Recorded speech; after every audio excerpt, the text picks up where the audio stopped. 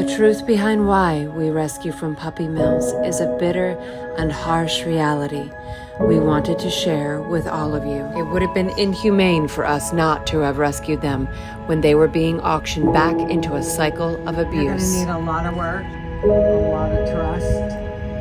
You need to know nobody's going to hurt them anymore.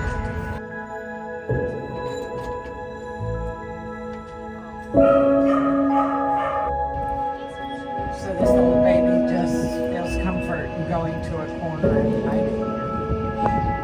It breaks my heart to see how fearful they are that they never got the chance to learn that humans aren't all bad and they're not going to hurt them.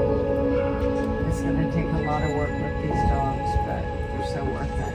I'm so happy we got them out of that horrible.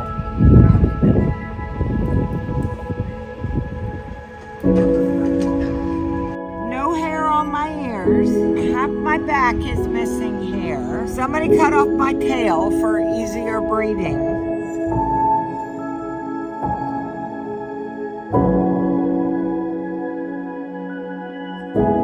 This was their jailbreak, and this was their only chance at freedom, and they deserve to be rescued just as much as any other suffering dog.